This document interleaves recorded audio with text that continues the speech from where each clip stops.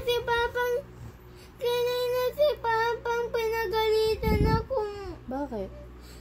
Paano kasi sinabi niya lagay ko lang mayroon dito? Oh. Nilagay mo.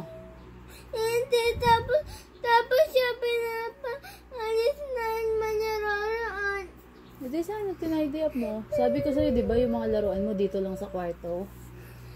Para hindi ka nagkakalat sa sala. Oh.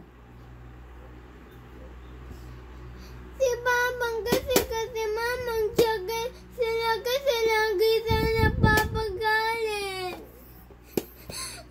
Bakit ka ba nila pinapagalitan? Paano kasi sila lagi natutunod? Eh, syempre, mamang at papang sila.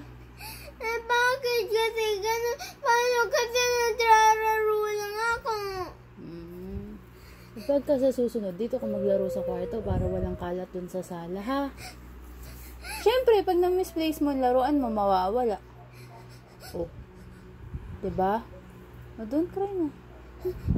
Hindi naman sila nagkagalit. Sinasabi lang nila mag-tidy up ka. Eh, paano kasi lagi lang sila? Eh, syempre, anak. Si mamang at papang yun eh. Si mami ba?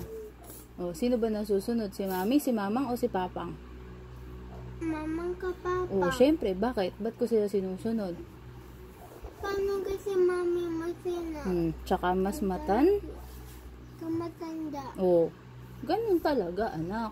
Kasi yun ang sabi ni Papa Jesus. Ang mga bata dapat sumusunod sa matatan. Oh, yun ang sabi ni Papa Jesus. Eh, maliban man natatanda. Oh, susundin din. Bakit? Kasi nga, matanda sila. Yun ang sabi ni Papa Jesus. Nakalagay yun sa Bible. Eh, pagka hindi kilala, tatanong mo muna kay Mami kung susundin mo ba. Tatanong mo muna kay Mami, ha? Pero pagka kilala mo, tas mas matanda sa'yo, dapat sumusunod ka sa matan. Eh, alam ko lang, meron lang akong isa alam. Kuya Edgar. Si Papat? Alam mo ba siya? Alam mo ba kung ano ni Papang si Papat? Ano? Brother na. Bakit? Kapatid na yun.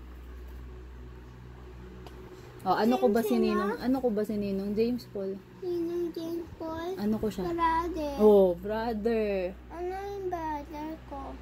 Wala pa. Si Baby Uno. Baby brother mo. Tapos sa ate ko din, Big sister. Hindi.